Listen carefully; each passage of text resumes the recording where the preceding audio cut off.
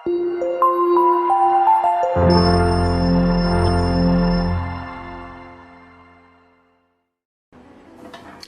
നമ്മളൊരു സ്പെഷ്യൽ റെസിപ്പിയുമായിട്ടാണ് വന്നിരിക്കുന്നത്. ചാമക്കഞ്ഞിയും പയറുപുഴുക്കും. ഇതാണ് ചാമയരി. പലർക്കും അറിയില്ല ഈ ചാമയരി. ലിറ്റിൽ മില്ലറ്റ് എന്ന് ഇംഗ്ലീഷിൽ പറയും. ഇതിൻ്റെ ഗുണങ്ങൾ ഒരുപാടാണ്. ഇത് ഇപ്പോൾ ഒരുപാട് പേര് ഈ മില്ലറ്റ്സിലോട്ട് പോകുന്നുണ്ട്. കാരണം എന്ന് വെച്ച് കഴിഞ്ഞാൽ നമ്മൾ കൂടുതലും മലയാളികൾ അരിയാഹാരമാണ് കഴിക്കുന്നത്. അതിന് കാരണം ഒരുപാട് കൊളസ്ട്രോളിൻ്റെ പ്രോബ്ലവും അതുപോലെ തന്നെ പലവിധ രോഗങ്ങൾ ഇപ്പോഴും നമ്മൾക്ക് ഉണ്ട്. അപ്പോൾ അതൊക്കെ ഒഴിവാക്കാനായിട്ട് ഇപ്പോൾ ഒരുപാട് പേര് ഇവിടെ ഇപ്പോൾ യു എയിലൊക്കെ ഉള്ളവർ തന്നെ, മലയാളികൾ തന്നെ ഒരുപാട് പേര് മില്ലറ്റ്സിലോട്ട് തിരിഞ്ഞിട്ടുണ്ട്. അപ്പോൾ ഇതാണ് പല തരത്തിലുള്ള മില്ലറ്റ്സ് ഉണ്ട്.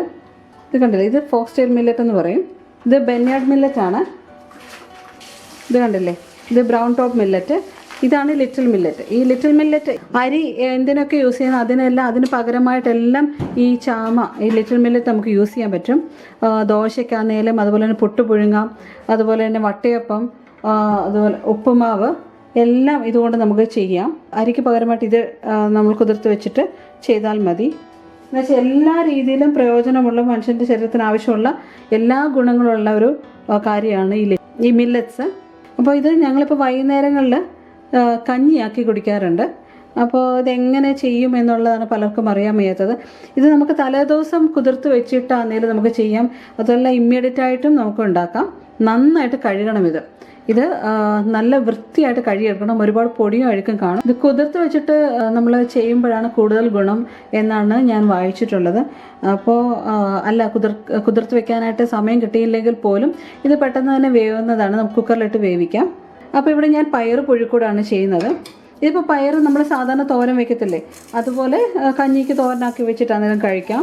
അപ്പോൾ ഇതെങ്ങനെയാണ് ചെയ്യുന്നത് നമുക്ക് നോക്കിയിട്ട് വരാം. ആദ്യം തന്നെ നമ്മൾ പയറ് പുഴുക്കിന് വേണ്ടിയുള്ള കാര്യങ്ങളാണ് ചെയ്യുന്നത്. 1 ഗ്ലാസ് പയറാണ് എടുത്തേക്കുന്നത്. നമ്മൾ ഈ കഞ്ഞിക്ക് വേണ്ടി മാത്രമുള്ള ഒരു നേരത്തേക്ക് മാത്രമുള്ളതാണ് എടുത്തേക്കുന്നത്. ചുമന്നുള്ളി എടുത്തിട്ടുണ്ട്. ഒരു കൈ നിറയുള്ള ചുമന്നുള്ളി എടുക്കുക. അപ്പോൾ നമുക്ക് 2ആയിട്ട് കീറണം. അതുപോലെ തന്നെ ഒരു 3 പച്ചമുളക്. അപ്പോൾ നമുക്ക് ഈ ചുമന്നുള്ളി ഇതുപോലെ എടുക്കുക, 2ആയിട്ടൊക്കെ മുറിച്ചങ്ങ് ഇടാം. അപ്പോൾ നമുക്ക് ഈ കഞ്ഞി കുടിക്കാനായിട്ട് സാധാരണ പോലെ തന്നെ 2-3 വെളുത്തുള്ളിയും പച്ചമുളകും കറിവേപ്പിലയും ഒക്കെ ചതച്ചിട്ടിട്ട് തോരൻ പോലെ വെച്ചിട്ട് കഞ്ഞി കുടിക്കാറുണ്ടല്ലോ, അത് ചെയ്യാം. പക്ഷേ ഇതെന്ന് പറയുന്നത് നമ്മൾ ഇത്രയും ചുമന്നുള്ളി ഇതിനകത്ത് ഉൾപ്പെടുത്തുമ്പോൾ വളരെ പ്രയോജനം. ഇതിനകത്തിപ്പോൾ ഒട്ടും എണ്ണയൊന്നും ചേർക്കാത്തുള്ള രീതിയിലാണ് നമ്മൾ ഇത് ഉണ്ടാക്കുന്നത്. കഞ്ഞി കുടിക്കാൻ നല്ല സുഖമാണ് കേട്ടോ. ഇത് ഈ പയറ് കൂടെ ചേർത്തിട്ട് അപ്പോൾ പച്ചമുളക് കൂടെ ചേർത്ത് കൊടുക്കുകയാണ്. 3 പച്ചമുളക്. എരിയുടെ അനുസരിച്ച് നിങ്ങളുടെ എരിയുടെ ഇഷ്ടത്തിനനുസരിച്ച് നിങ്ങൾ ചേർത്ത് കൊടുക്കുക. ഞാനിവിടെ 3 എണ്ണമാണ് ചേർക്കുന്നത്. ഇനിയും വെള്ളം ആഡ് ചെയ്ത് കൊടുക്കുകയാണ്. ഒരു 1/4 ടീസ്പൂണ് മഞ്ഞൾപ്പൊടിയും ഇടുക. കുറച്ചുകൂടി വെള്ളം ചേർത്ത് കൊടുക്കാം. കുറച്ച് ഉപ്പ്, ആവശ്യത്തിനോട് ഉപ്പിട്ട് കൊടുക്കാം. നന്നായിട്ടൊന്ന് ഇളക്കിയിട്ട് നമുക്കത് വേവാൻ വയ്ക്കാം. ഇതിപ്പം തലേദിവസമൊക്കെ കുതിർത്ത് വെച്ചിട്ട് വേവിക്കാം. എളുപ്പമായിട്ട് വെന്ത് കിട്ടും. കുക്കറൊന്നും ആവശ്യമില്ല. എല്ലാവർക്കും അറിയാവുന്ന കാര്യമാണല്ലോ. 4-5 പ്രഷർ വരുന്നവരെ, വിസിൽ വരുന്നവരെ വെയിറ്റ് ചെയ്യാം. അപ്പോൾ നമ്മുടെ പയർ ഇവിടെ വെന്ത് കാണാൻ നമുക്ക് നോക്കാം കേട്ടോ. കറക്റ്റായിട്ട് വെന്തിട്ടുണ്ട്. 5 വിസിൽ വേണ്ടി വന്നു ഇത് വേവാനായിട്ട്. അപ്പോൾ ഓരോ പയറിനും ഓരോ രീതിയാണല്ലോ. അപ്പോൾ അതിനനുസരിച്ച് നോക്കിയിട്ട് നിങ്ങൾ എടുക്കുക. നമ്മൾ കടുക് താളിക്കുകയോ തേങ്ങ ഇടുകയോ ഒന്നും ചെയ്യുന്നില്ല. ഇത് മതി കഞ്ഞിക്ക് കൂട്ടാൻ. ഇതിപ്പോൾ ചുമന്നുള്ളിയൊക്കെ നന്നായിട്ട് ചേർന്നതാണ്. വളരെ ഹെൽത്ത് ബെനിഫിറ്റായിട്ടുള്ളൊരു പയർ പുഴുക്കാണിത്. പിന്നെ നിങ്ങൾക്ക് രുചി വഴി വേണമെന്നുണ്ടെങ്കിൽ ഇതുപോലെ തേങ്ങയൊക്കെ ചതച്ചിട്ടിട്ട് നിങ്ങൾക്ക് താളിച്ചൊക്കെ എടുക്കാം. നമ്മുടെ പയർ റെഡി ആയിട്ടുണ്ട്. ഇങ്ങനെ നിങ്ങൾ കഞ്ഞിയുടെ കൂടെ ഒന്ന് കഴിച്ചു നോക്കാം. നല്ല രുചിയാണ് കേട്ടോ. കാരണം ചുമന്നുള്ളി നമ്മുടെ ആരോഗ്യത്തിന് ഒരുപാട് നല്ലതാണല്ലോ. അപ്പോൾ ഇതെല്ലാവരും ട്രൈ ചെയ്ത് നോക്കണം. നമുക്കിനി കഞ്ഞി എങ്ങനെയാണ് ചെയ്തെടുക്കുന്നത് നോക്കാം.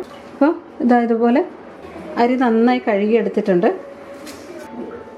1 ഗ്ലാസ് അരി ഉണ്ടെങ്കിൽ ഒരു 4-5 പേർക്ക് കഞ്ഞി കുടിക്കാം കേട്ടോ. നിങ്ങൾക്ക് ഈ റാഗി, പഞ്ഞിപ്പുല്ല് എന്ന് പറയുന്നത് റാഗിയൊക്കെ ഈ ഒരു ഗണത്തിൽപ്പെടുന്നതാണ്. ഈ ഒരു ചാമക്കഞ്ഞി ചാമയരി കൊണ്ടുള്ള വിഭവങ്ങളൊക്കെ മുതിർന്നവർക്കും കുഞ്ഞുങ്ങൾക്കും എല്ലാം കൊടുക്കാം കേട്ടോ. കുഞ്ഞുങ്ങളുടെ ബ്രെയിൻ ഡെവലപ്മെൻറ്റൊക്കെ നല്ലതാണെന്ന് ഞാൻ വായിച്ചിട്ടുള്ളത്.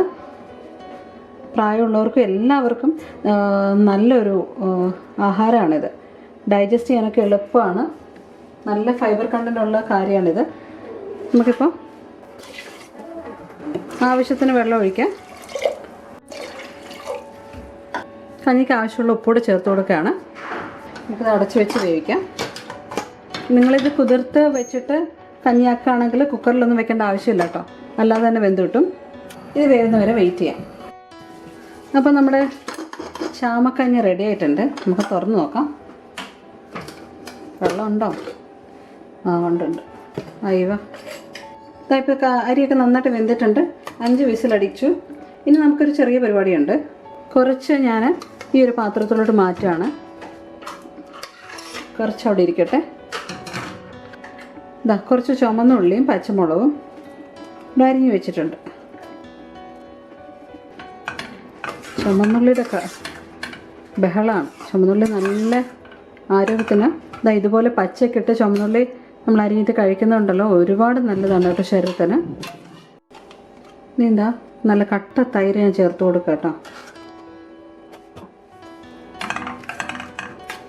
അപ്പം മക്കൾ ഈ പച്ചമുളക് ഇട്ട് കഴിക്കാത്തത് കൊണ്ടാണ് ഞാൻ കുറച്ച് മാറ്റി വെച്ചേക്കുന്നത്. കുഞ്ഞുങ്ങൾക്ക് ചിലപ്പോൾ എരി തോന്നിക്കും, അതുകൊണ്ടാണ് കുറച്ച് ഞാൻ മാറ്റി വയ്ക്കുന്നത്.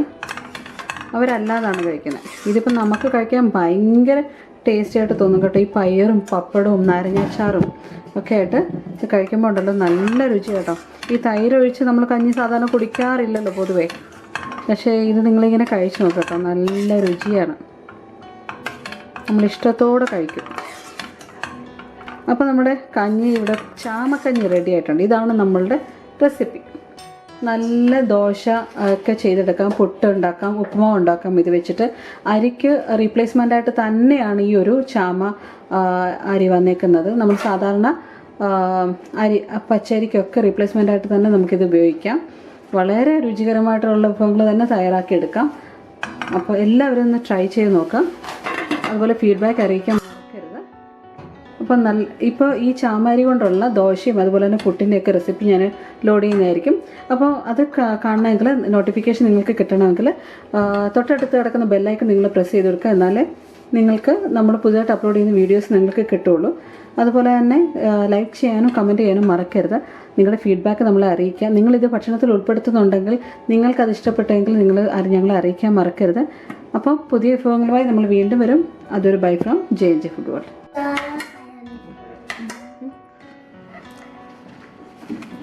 എന്ത് കുടിക്കുന്നു? നീ എന്ത് കഴിക്കുന്നതെന്നാണ്?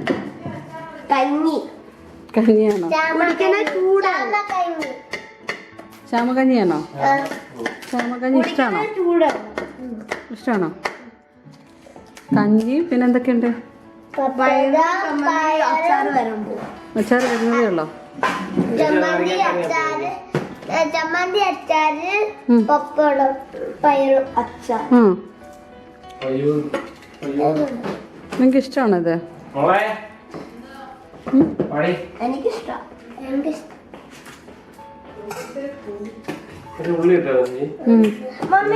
ഉള്ളിട്ടാണ്